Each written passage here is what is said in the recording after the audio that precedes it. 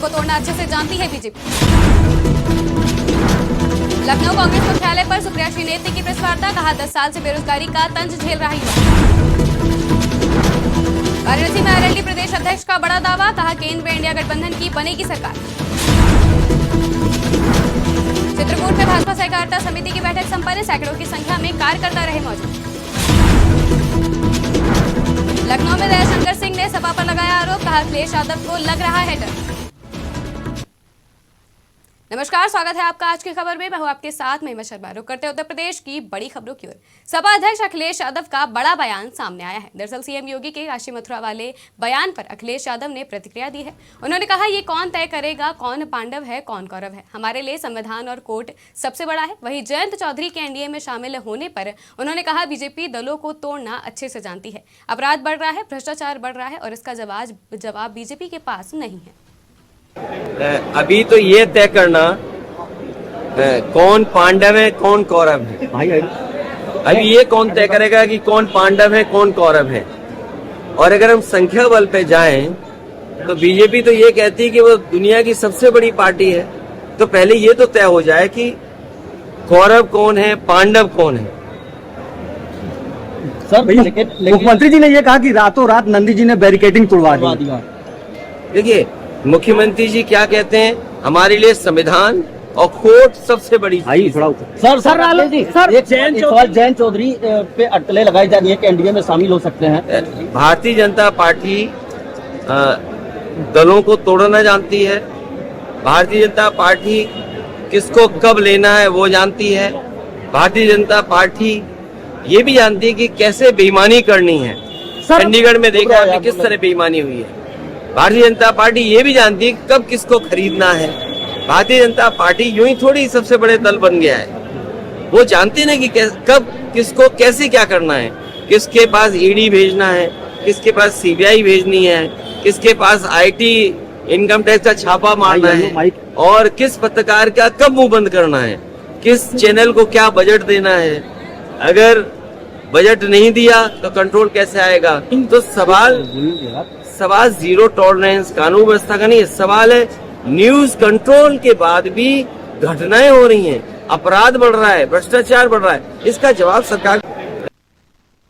खाद की बोरियों में 5 किलो खाद की कटौती को लेकर ग्रामीण किसानों ने विरोध जताया। उनके साथ समाजवादी संस्कृति प्रकोष्ठ के प्रदेश सचिव दिव्यांग पंडित समरजीत ने खाद की आरती उतारकर विरोध किया। बीकापुर विधानसभा क्षेत्र के गुंधौर चौराहे पर किसानों के साथ खाद की बोरी को माला पहनाकर आरती उतारी गई। इस मौके पर समरजीत ने कहा कि भाजपा सरकार ने सत्ता में आते ही सबसे पहले किसानों पर चाबुक चलाने का काम किया है। जहां किसानों को अनाजों का उचित मूल्य मिलना चाहिए था, वहीं 50 किलो खाद वाली बोरियों में धीरे धीरे करके 10 किलो खाद घटाने का काम सरकार ने किया है। आज उसी को लेकर हम किसान भाइयों के साथ खाद की आरती उतारकर विरोध जताने का काम किया है।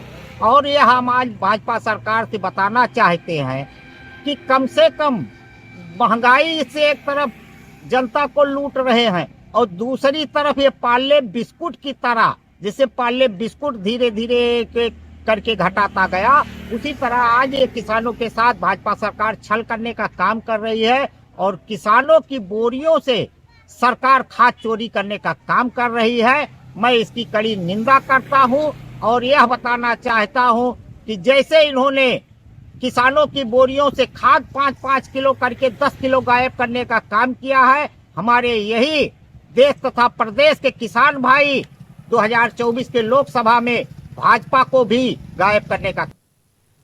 भारतीय जनता पार्टी के क्षेत्रीय संयोजक आशुतोष त्रिपाठी की अध्यक्षता में 2 बिंदुओं पर सहकारिता समिति की बैठक हुई।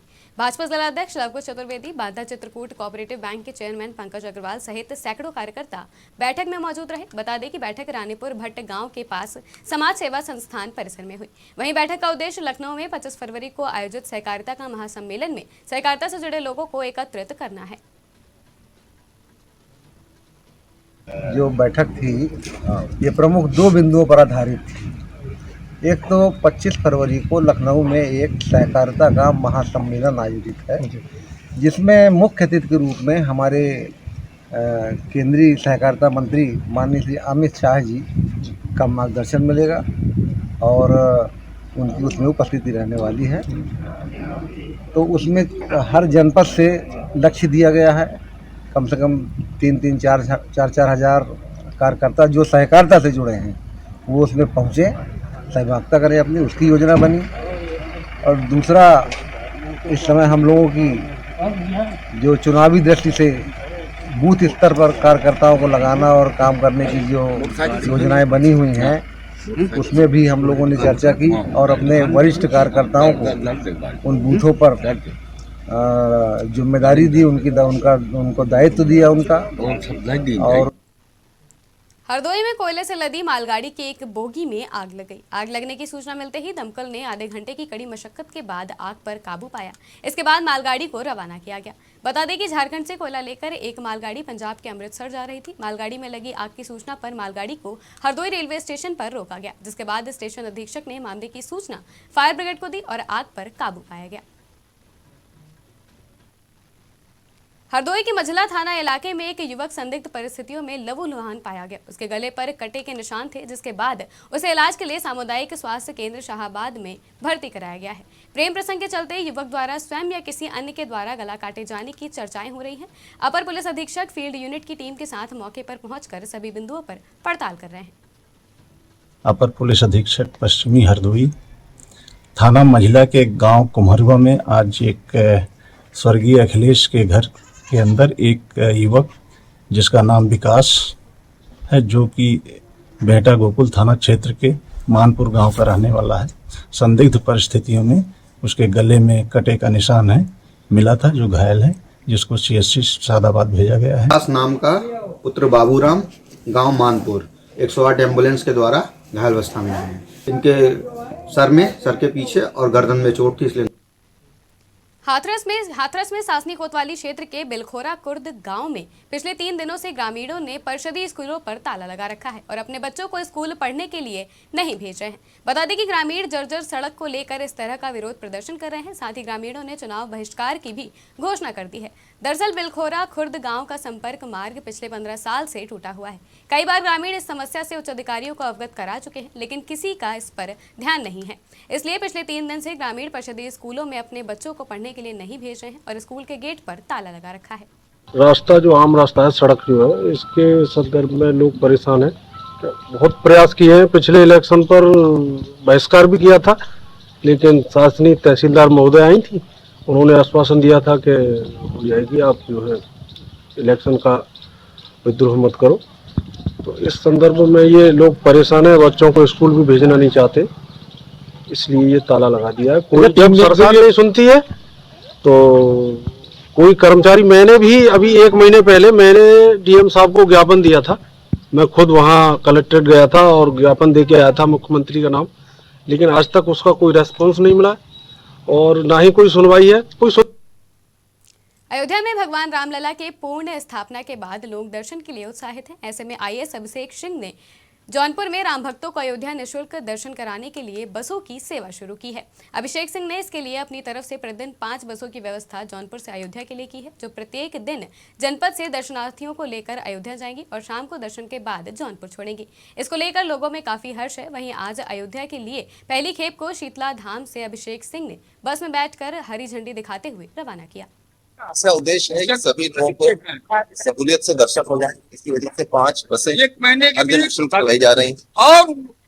ये बसें चौकिया धाम से अयोध्या हर दिन चलेंगी, 5 बसें। इसमें रजिस्ट्रेशन करने का तरीका है कि एक नंबर है 7800011101, इस पर व्हाट्सएप करें। व्हाट्सएप करने के बाद एक चैनल का लिंक मिलेगा, उसको ज्वाइन करें और वहां पर एक फॉर्म आएगा, उसको फिलअप करें। उस फॉर्म को फिलअप करने के बाद आपका रजिस्ट्रेशन कंफर्म करके इसी चैनल के माध्यम से आपको बता दिया जाएगा और फोन पर आपको कॉन्फर्मेशन दिया जाएगा कि आपकी सीट कंफर्म हो गई है। आप कुशीनगर में जिला संयुक्त चिकित्सालय में नशा मुक्ति उपचार केंद्र का शुभारंभ किया गया, जहां मुख्य अतिथि के रूप में जिलाधिकारी उमेश मिश्रा और विशिष्ट अतिथि के तौर पर भाजपा जिलाध्यक्ष दुर्गेश राय उपस्थित रहे। साथ ही दिल्ली से चल रहे सामाजिक न्याय और अधिकारिता मंत्रालय के द्वारा विभिन्न नशा मुक्ति उपचार केंद्रों के वर्चुअल उद्घाटन और सामाजिक न्याय एवं अधिकारिता मंत्री डॉक्टर वीरेंद्र कुमार का लाइव संबोधन का सीधा प्रसारण जिला संयुक्त चिकित्सालय में किया गया। कांग्रेस नेता विधानमंडल आराधना मिश्रा का बयान सामने आया है। स्वामी प्रसाद मौर्य के बयान पर उन्होंने कहा कि किसी भी व्यक्ति की धार्मिक आस्था को आहत करने का अधिकार किसी को नहीं है। स्वामी प्रसाद मौर्य की व्यक्तिगत राय हो सकती है, पर किसी भी व्यक्ति की धार्मिक आस्था को आहत करना अनुचित है। वहीं आरएलडी और भाजपा गठबंधन की चर्चा को लेकर उन्होंने कहा कि गठबंधन को लेकर ऐसी कोई बात नहीं है और न कोई चिंता का विषय है। हमारे गठबंधन को लेकर सब कुछ ठीक है। सुभाषपा के राष्ट्रीय अध्यक्ष ओपी राजभर ने बड़ा दावा किया है। उन्होंने कहा समाजवादी पार्टी को रसातल में पहुंचाने के लिए स्वामी को भेजा गया है। आगे उन्होंने कहा कि सपा से लोग भी हमारे साथ जल्द आएंगे और जयंत चौधरी भी बीजेपी के साथ आने वाले हैं। जब तक वो समाजवादी पार्टी को रसातल में नहीं पहुंचा देंगे तब तक जो है वो वहां से इसी तरह बयान देते रहेंगे। एक नारा तो है, एक एनडीए का नारा है परिवार डेवलपमेंट अथॉरिटी, दूसरा उनका है पी से पिछड़ों को अखिलेश से, पी से पिछड़ों को अखिलेश से, डी से डर लगता है, ए से अखिलेश पर विश्वास नहीं करता है।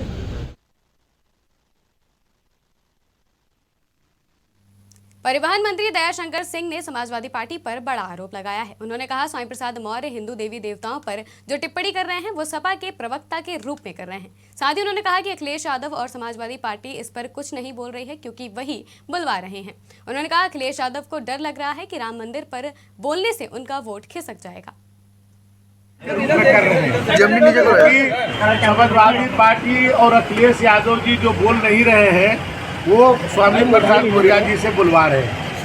कल के माननीय नेता प्रतिपक्ष के पूरे सवा घंटा के भाषण में सदी का, कई सदियों का जो कार्य हुआ है, 500 वर्षों के बाद, जो संघर्षों के बाद, लाखों लोगों के बलिदान के बाद जो राम मंदिर का निर्माण अयोध्या में हुआ, उस पर एक शब्द नहीं बोले क्योंकि उनको अपने वोट को डर लग रहा है कि हमारा वोट खसक जाएगा। इसलिए ये बार बार स्वामी प्रसाद मौर्य जी से इस तरह का बयानबाजियों कर। कांग्रेस मुख्यालय में कांग्रेस की राष्ट्रीय प्रवक्ता सुप्रिया श्रीनेत ने प्रेस वार्ता की। उन्होंने अग्निवीर योजना के खिलाफ कई बातें कही। साथ ही कहा कि जय जवान का नारा देश में क्रांति लेकर आया था। अग्निवीर योजना में तमाम खामियां हैं। 1.5 लाख युवा जिन्होंने सभी एग्जाम पास किए, उनके सपनों को चकनाचूर कर दिया गया है। 10 साल से बेरोजगारी का तंज युवा झेल रहा है। लोगों का क्या होगा?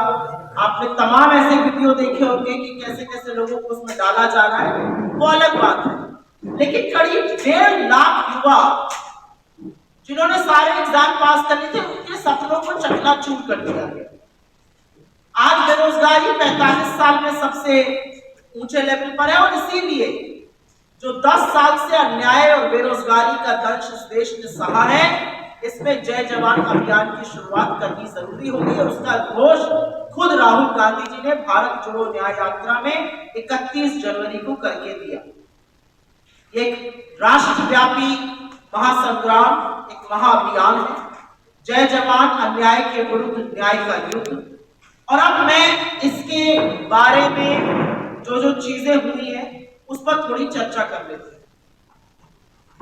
ये अभियान उन लोगों के लिए, उनकी दुर्दशा के लिए, उनके अन्याय के खिलाफ है। वो 1.5 लाख लोग जिन्होंने 2019 से 2022 के बीच में नियमित भर्ती के तहत 3 गौरवशाली सैन्य बलों, Indian army, Indian navy, Indian air force, नौसेना, वायुसेना और भारतीय सेना में जिनका चयन हो गया था, उनकी स्वीकृति हो गई थी। सारी प्रक्रियाओं के बावजूद उनकी नियुक्ति पर रोक लगा दी गई और अचानक सशस्त्र बलों पर यह थोप दिया गया।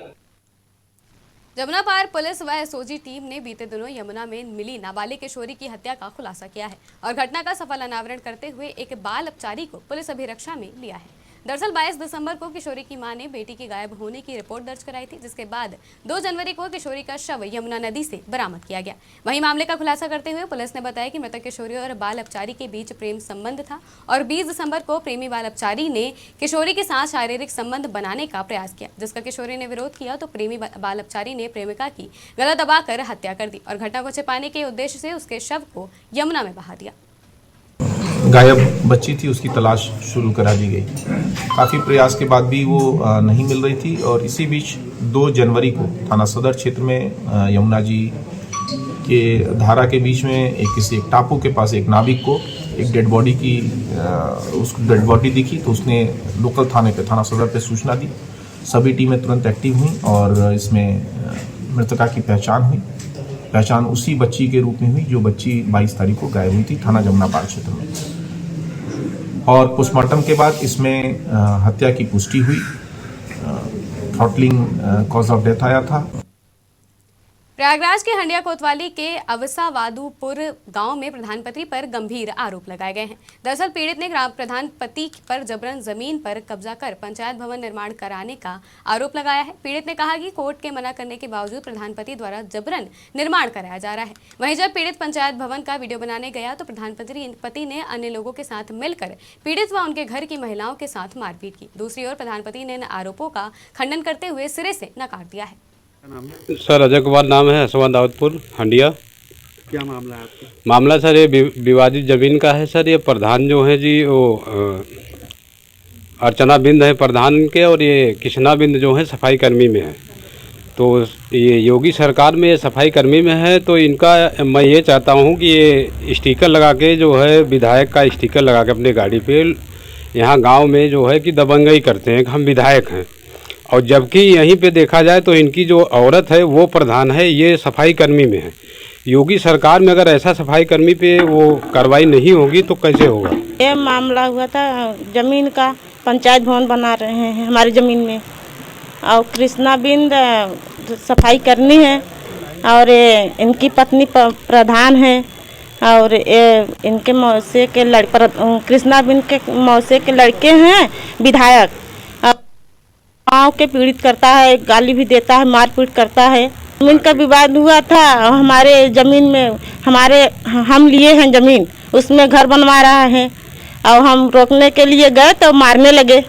मामला सर, मैं ग्राम पंचायत में नवीन पड़ती की ज़मीन थी जिसको आरआई लेखपाल साहब ने उसको स्थलीय सत्यापन किया, उसका नजरी नक्शा खफरा खतौनी सब दिए।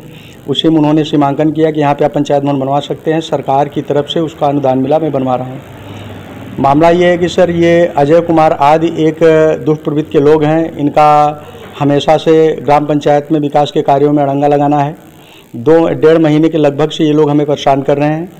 ये मामला उस दिन का न होता सर, लेकिन अजय कुमार और अजय कुमार का एक भतीजा जो कि ग्राम पंचायत उमरी मनोहरपुर की एक गरीब परिवार की नाबालिग लड़की के साथ 3 साल से शोषण कर रहे थे और 28 तारीख की रात को उसकी लड़की को ज़बरदस्ती ये लोग अपहरण कर लिए। रात भर उसको गायब रखे, सुबह उसको लेकर कहीं भागने की फिराक में थे। ग्राम पंचायत के लोगों ने जब खोजना ढूंढना चालू किया, उमरी ग्राम पंचायत के प्रधान जी भी उसमें थे, इनको कफैया बर्फे पकड़ा गया। पकड़ने के बाद वो मेरे रिश्तेदार की लड़की थी, हमारे पास वो लोग आए तो हम लोगों ने मिल के 4-6 लोगों ने मिल के उस पर एसएसपी साहब के यहाँ उसको पेश कराया, जिसके आधार पे अजय कुमार, गणेश प्रसाद उसके माता पिता और अजय कुमार के एक भाई के नाम पे जो अन्य है अज्ञात है, उसके नाम पे मुकदमा पंजीकृत हुआ। 363, 366, 376, 506 जैसे गंभीर अपहरण, बलात्कार जैसे संबंधित अपराध इनके ऊपर पंजीकृत हुआ। जिला अस्पताल में कार्यरत मुख्य चिकित्सा अधिकारी के खिलाफ ऊंचाहार के विधायक ने शिकायत की है, जिसके बाद नर्सिंग डायरेक्टरेट मामले की जांच करने के लिए पहुंची। उच्च अधिकारी द्वारा मामले की सभी पहलुओं पर जांच की जा रही है और रिपोर्ट बनाकर शासन के समक्ष पेश किया जाएगा। देखिए, मैंने तो सब पक्षों से बात किया है। अस्पताल में जो डॉक्टर हैं, कर्मचारी हैं, एनेस्थेटिस्ट हैं और ओटी स्टाफ है, वार्ड में स्टाफ है, उनसे ही बात की। इसके अलावा जो 3 प्रकरण हैं, तीनों में जो मरीज के रिश्तेदार हैं सबसे बात किया है और पूरी जांच की कार्रवाई की वीडियोग्राफी कराई गई है। महात्मा गांधी काशी विद्यापीठ अध्ययन केंद्र में ज्ञानवापी पर संगोष्ठी का आयोजन किया गया। इस कार्यक्रम में जिला जज रहे अजय कृष्ण विश्वेश ने शिरकत की, जहां उन्होंने कहा ज्ञानवापी से संबंधित जितने भी मुद्दों पर जिला जज की अदालत की ओर से आदेश दिया गया था वो सभी साक्ष्य और पत्रावलियों के आधार पर दिया गया था। आगे उन्होंने कहा काशी में ज्ञानवापी होना सौभाग्य की बात है। अति प्राचीन शहरों में से एक काशी सदियों से ज्ञान की परंपरा को संजोए हुए चली आ रही है और ज्ञानवापी से संबंधित जो भी मामले मेरी कोर्ट के सामने आए, मैंने अपने पूरी योग्यता, निष्ठा और कानून कानून के दायरे में रहते हुए सभी आदेश को निर्गत किया। साथ ही उन्होंने कहा कि लोगों के मन में किसी बात का विरोध होना गलत है, क्योंकि कानून की नज़र में सभी एक जैसे होते हैं। मैंने आपको बताया ना कि हम लोग जो है ये इसको डिस्ट्रिब्यूशन मैंने अलग से कभी नहीं किया। जो भी फैसले हमने किए, मैंने बताया आपको, जो भी फैसले किए सब अपनी बेस्ट एबिलिटी के अनुसार और ये ध्यान में रखते हुए कि वो न्याय के उद्देश्यों को पूरा करने के लिए किए जाए। इसके अलावा मेरे मन में और कोई बात नहीं आई कभी भी। सभी फैसलों को करते हुए यही भाव आता था कि अपना एक उचित न्यायपूर्ण फैसला दूँ। आगामी लोकसभा चुनाव से पहले राष्ट्रीय लोकदल का भारतीय जनता पार्टी में शामिल होने की चर्चा जोरों पर है, लेकिन अब इस बात को प्रदेश अध्यक्ष रामाशीष राय ने खारिज किया है और कहा कि ये मात्र अफवाह है और साथ ही दावा किया कि केंद्र में इंडिया गठबंधन की सरकार बनेगी। साथ ही उन्होंने कहा उत्तर प्रदेश में 40 सीटों पर ही भारतीय जनता पार्टी सिमट जाएगी। खबर में कोई सच्चाई नहीं है, खबर निराधार है। आरएलडी इंडिया के साथ है और इंडिया गठबंधन के साथ मिल करके ही चुनाव लड़ेगी। ऐसी जो खबरें प्रसारित हो रही हैं इसमें कोई सच्चाई नहीं है, एक भ्रम पैदा करने की कोशिश की जा रही है, इसमें कोई सच्चाई नहीं है। ये केवल एक लोगों का अपना आकलन है और सत्तारूढ़ दल द्वारा भ्रम फैलाने की एक कोशिश है। पश्चिमी उत्तर प्रदेश में ये बात सही है कि आरएलडी और समाजवादी पार्टी और कांग्रेस के एक साथ आने से लगभग 25 ऐसी लोकसभा सीटें हैं जहां इंडिया गठबंधन की जीत दिखाई दे रही है। इसलिए वो जीत को प्रभावित करने के लिए तरह तरह से जो है ये अफवाहें फैलाई जा रही हैं। वर्षों से खराब सड़क व किसानों की मुआवजा को लेकर चंदवक में किसानों ने अंगूठा प्रदर्शन किया। गोमती पुल के पास सैकड़ों की संख्या में एकत्रित होकर किसानों ने विरोध दर्ज कराया। किसानों का कहना है कि केराकत तहसील परिक्षेत्र में 16 किलोमीटर राजमार्ग का निर्माण और 4000 प्रभावित किसानों को मुआवजा वर्षों से लंबित है। समस्या का समाधान न होने से जहां किसान NHAI के विरुद्ध लामबंद हैं, वहीं अब जनप्रतिनिधियों की उदासीनता के खिलाफ मुखर हो गए हैं। किसानों ने विरोध स्वरूप चंदवक गोमती पुल के पास हेलीकॉप्टर की प्रतीकात्मक तस्वीर लगा दी है, जहाँ लिखा है सांसद विधायक क्षेत्र में आने जाने के लिए हेलीकॉप्टर का प्रयोग करें क्योंकि सड़क खराब है। राष्ट्रीय राजमार्ग 233 का जो सड़क बनना था 2012 का प्रकरण है। ये 2012 के प्रकरण में वाराणसी जनपद का सारा सड़क बन गया।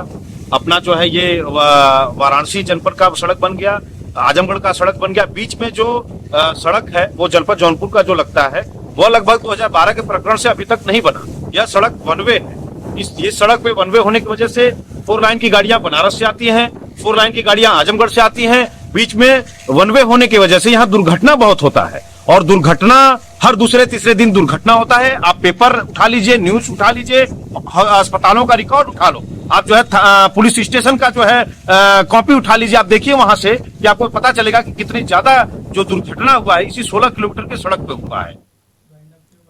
उत्तर प्रदेश की खबरों में फिलहाल इतना ही। देश और दुनिया की तमाम खबरों के लिए देखते रहिए आज की खबर।